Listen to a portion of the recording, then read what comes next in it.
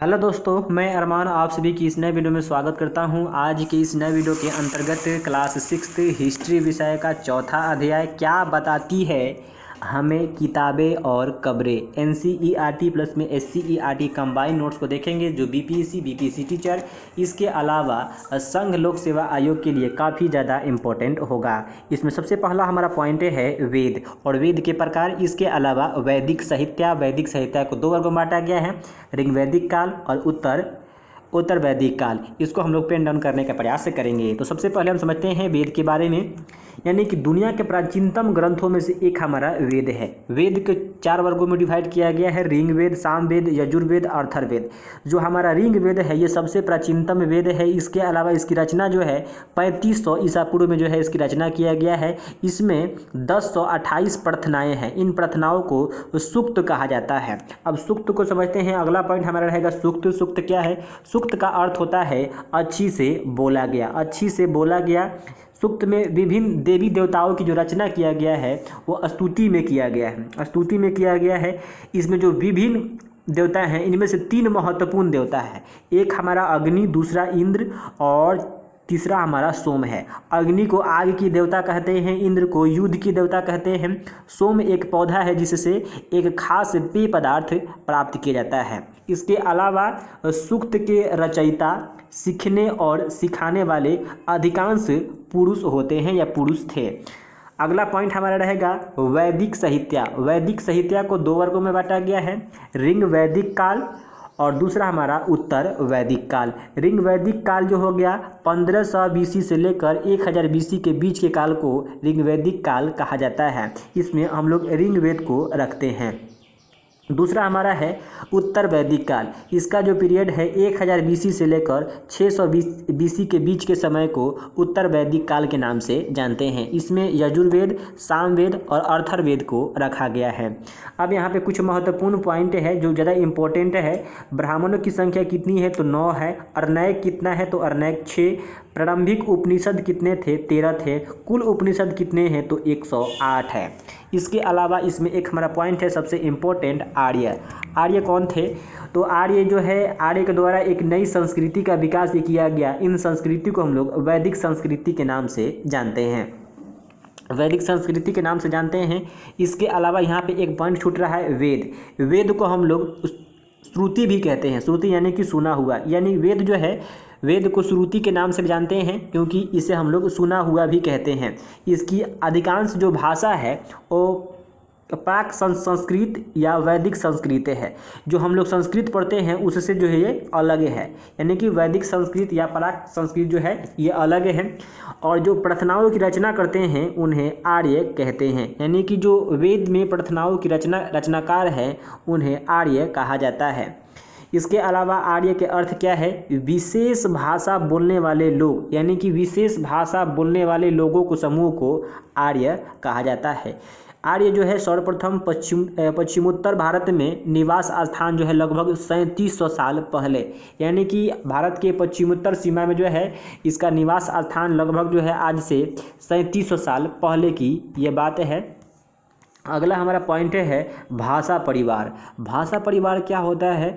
तो भाषा परिवार में शब्द जो है एक जैसे होते हैं, जैसे कि मातृ जो है एक संस्कृत शब्द है, मदर एक अंग्रेजी में लिखा गया, अंग्रेजी में शब्द है, माँ हिंदी में है और मेटर जो है जर्मनी में है। ये सब जो है एक ही शब्द है लेकिन ये अलग अलग भाषा में जो है इसका अलग अलग नाम है। इसी को बोलते हैं भाषा परिवार। तो भाषा परिवार में जो है शब्द जो है एक जैसा होते हैं, जैसे कि संस्कृत हो गया। संस्कृत को हम लोग भारोपीय भाषा यानी कि भारत और यूरोप की भाषा के नाम से जानते हैं। इसके अलावा जो यूरोपीय भाषा है, यूरोपीय भाषा में अंग्रेजी हो गया, फारसी, जर्मन, इसके अलावा ग्रीक, इसमें यूनानी हो गया, स्पेनिश भी हो गया। ये सभी के सभी यूरोपीय भाषा है। इसके अलावा इसमें हम देखते हैं तो इसके अलावा जो भारतीय भाषा है, भारतीय भाषा में गुजराती, हिंदी, सिंधी, असमिया, कश्मीरी, ये सब जो है भारतीय भाषा है। इसके अलावा पूर्वोत्तर प्रदेशों में जो है तिब्बत वर्मा परिवार की भाषा जो है बोली जाती है। द्रविड़ भाषा परिवार में तमिल, तेलुगु, कन्नड़ और मलयालम भाषाएं जो है बोली जाती है। ऑस्ट्रो एशियाटिक भाषाएं जो है झारखंड और मध्य भारत में बोली जाती है।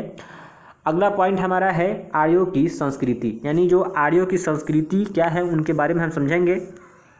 तो आर्यों की जो संस्कृति था ये नगरों में निवास करते थे। जो आर्य थे ये नगरों में निवास करते थे। अधिकांशतः ये पशुपालक और कृषि कार्य करते थे। अधिकांशतः ये पशुपालक और कृषि कार्य यानी कि कृषक थे। इसके अलावा चित्रित धूसर रंग के बर्तनों का ये प्रयोग करते थे। तो ये रहा आपके आर्यों के संस्कृति। इसके अलावा आर्यों का बसाव, आर्यों का बसाव जो है ये भारत में समूह में आए थे, यानी कि समूह में ये भारत में आए। इसके अलावा ऋग्वेद में जो है, ऋग्वेद में इसके निवास स्थल के लिए जो है सैप्तसंधो शब्द का प्रयोग किया गया है। सैप्तसंधो शब्द का प्रयोग किया गया है जो वर्तमान भारत और पाकिस्तान के पंजाब प्रांत के अंतर्गत है। सतपथ ब्राह्मण में उत्तर बिहार के गंडक तक जो है इसका बसाव रहा। इसके अलावा उत्तर वैदिक युग में सप्तसैंधो से पूर्व की ओर बढ़े, यानी कि यहाँ मान लीजिए कि ये रहा हमारा पाकिस्तान वाला हिस्सा और इसके जो है पूरब की ओर बढ़े और पूरब की ओर बढ़ते हुए ये गंगा यमुना दोआब क्षेत्र में आकर बसे। काफ़ी ज़्यादा ये इम्पोर्टेंट है। अगला हमारा है सप्तसंधो, यानी सप्तसंधो कहने का अर्थ है कि इसमें जो है 7 नदियाँ हैं, यानी कि सिंधु एवं उसकी सहायक नदियों को ही सप्तसंधो कहा जाता है। जैसे कि सतलज, रावी, व्यास, चिनाब, झेलम, सरस्वती, ये सभी के सभी जो है इनकी सहायक नदियां हैं। इसके अलावा हमारा अगला पॉइंट रहेगा ऋग वैदिक काल। ऋग वैदिक काल इसकी शुरुआत जो होती है 1500 BC से लेकर 1000 BC के अंतर्गत इसकी जो है काल है। इसमें मनुष्य का प्रमुख साधन जो है गाय था। मनुष्य का प्रमुख साधन गाय थी। इसमें जो है जिसके पास अधिक गाय थी, यानी कि अधिक गाय वाले लोग जो है धनी कहलाते, यानी कि अमीर होते थे। और इसकी रक्षा के लिए जो है, यानी कि रक्षा के लिए चुनाव होता था। चुनाव में सरदार और राजन जो है खड़े होते थे। अगला पॉइंट, ऋग्वेद में राजन जो है एक कबीला का मुखिया होता था। जो राजन है एक कबीला का मुखिया होता था। अगला पॉइंट, जनपद, राष्ट्र, राज्य का उल्लेख नहीं है, यानी कि ऋग्वैदिक काल में जनपद, राष्ट्र, राज्य का उल्लेख नहीं किया गया है। इसके अलावा विदथ आम लोगों की एक संस्था थी ऋग्वैदिक काल में। इसका महत्व कम होने पर जो है 2 समितियाँ, यानी कि एक हमारा सभा और एक समिति का जो है उत्पत्ति हुआ। सभा में जो है प्रतिष्ठित लोग रहते थे और समिति में जो है आम लोग रहते थे। इसमें राजा का भाग लेना अति आवश्यक था, राजा इसमें जरूर भाग लेता था। इसके अलावा ऋग्वैदिक काल में जो है पशुओं में लोग जो है गाय हो गया, भेड़ हो गया, बकरियाँ हो गया, इसके अलावा घोड़े को पालते थे। अनाज में बात करें तो अनाज में जो है ऋग्वैदिक काल में एक यौ का उल्लेख किया गया है। यौ का उल्लेख किया गया है। इसकी पहचान जो है जौ के रूप में किया गया है। काफ़ी इम्पोर्टेंट है कि यौ क्या है, तो यौ एक जो है जौ है, जो ऋग्वैदिक काल में जो है इसका उल्लेख है, जो एक जौ के रूप में पहचान किया गया है। शिल्पकारों में बात करते हैं तो शिल्पकारों में आपके चर्माकार हो गया, बढ़ई हो गया, धातुकर्मी और कुम्हार हो गए। बढ़ई घरेलू शिल्प जो है, जो बढ़ई थे घरेलू शिल्प का जो है एक उदाहरण है। इसमें खासकर जो है महिलाओं का जो है योगदान होता था। देवी देवताओं की पूजा जो ऋग्वैदिक काल में है, देवी देवताओं की जो पूजा करते थे तो धन, संतान, युद्ध विजय के लिए पूजा किया करते थे। इसके अलावा देवताओं को जो है खुश करने के लिए जो है देवी देवताओं की पूजा किया जाता था। इसमें मंत्रों का उच्चारण किया जाता था। यज्ञों में जो है घी हो गया, अनाज हो गया और पशु की जो है बलिदान दिया जाता था। इसके अलावा आर्य जो थे, आर्य जब भारत में आए थे तो योद्धा, पुरोहित, जनसाधारण में आए थे। सामाजिक भेदभाव उस समय नहीं था।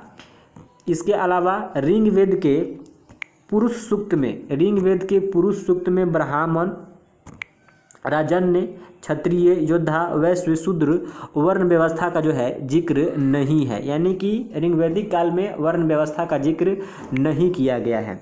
अगला हमारा पॉइंट है चौथा पेज नंबर का, उत्तर वैदिक काल। उत्तर वैदिक काल के जो पीरियड हमारा है 1000 BC से लेकर 600 BC, यानी कि 1000 BC से 600 BC के काल को उत्तर वैदिक काल के नाम से जानते हैं। इसमें मनुष्य का मुख्य पेशा कृषि यानी कृषि था। अस्थायी जीवन व्यतीत करते थे। उत्तर भारत में लौह युग आरंभ हो चुका था। उत्तर वैदिक काल में यानी कि उत्तर भारत में लौह युग आरंभ हो चुका था। इसमें खासकर हस्तिनापुर, आलमगीरपुर, अंतर्जी खेरा से लोहा के अस्त्र शस्त्र के अवशेष प्राप्त हुए हैं। इसलिए हम कह सकते हैं कि उत्तर भारत में जो है लौह युग आरंभ हो चुका था 1000 BC के अंतर्गत। ये बीपीएससी में पूछा हुआ प्रश्न है। इसके अलावा उत्तर वैदिक काल में जो है कच्चे मकान, मिट्टी के बर्तन का प्रयोग किया जाता था। चित्रित धूसर पात्र का प्रयोग किया जाता था जिस पर जो है चित्रकारी किया जाता था, और ये चित्रकारी जो है सरल रेखाओं तथा ज्यामितीय आकृति के रूप में होते थे। ऋग्वैदिक काल में जो है छोटे छोटे जो आपके कबीले थे वो जन कहलाते थे, या कबीला जो छोटे छोटे जो मतलब कि कबीले थे वो जन कहलाते थे। इसके अलावा उत्तर वैदिक काल में जो है ये जन मिलकर, यानी छोटे छोटे जन मिलकर जो है जनपद बने। अब इन जनपद में जैसे कि हमारा पुरु और प्लस में भारत जन मिलकर हमारा कुरु जनपद बना। इसके अलावा दुर्वस और त्रिविजन जन मिलकर जो है पंचाल जो है आपका जनपद का निर्माण हुआ। उत्तर वैदिक काल में जो है बड़े यज्ञों का आयोजन किया जाता था। इस आयोजन में अश्वमेध यज्ञ कराया जाता था, और अश्वमेध यज्ञ जो है इसमें घोड़े को जो है छोड़ा जाता था। अगर कोई व्यक्ति जो है किसी राजा से युद्ध करना चाहता था तो घोड़े को वो रोकता था, अन्यथा जो उसे जान देता था। इसी को बोलते हैं अश्वमेध यज्ञ। अगला इसमें पॉइंट हमारा है कि बड़े बड़े यज्ञों का आयोजन में जो है महायज्ञों का जो राजा होता था वही जनपद का राजा कहलाता था। ऋग्वेद की सभा एवं समिति जो है उत्तर वैदिक काल में जो है परामर्श संस्था हो गई थी। जो ऋग्वेद में सभा एवं समिति थी वो उत्तर वैदिक काल में आते आते परामर्श संस्था हो गया। काफ़ी इम्पोर्टेंट है। ऋग्वैदिक काल में राजा को बलि के रूप में जो है स्वेच्छा से प्राप्त होने वाला जो है नजराना या उपहार मिलता था। इसके अलावा उत्तर वैदिक काल में जो है कर में बदल गया, यही जो है कर में बदल गया। अब कर और नजराना में क्या अंतर है? तो जो कर होता है यह नियमित ढंग से इकट्ठा किया जाता है, जबकि जो नजराना होता है ये अनियमित ढंग से इकट्ठा किया जाता है। तो मुझे आशा है कि आज की इस नए चैप्टर में आपको अच्छी तरह से जो है समझ में आ गया होगा। अगर अच्छी तरह से समझ में आ गया तो उसे ज़रूर पेन डाउन करने का प्रयास करें। अगले हम लोग इसके पेज नंबर को पेन डाउन करने का प्रयास करेंगे।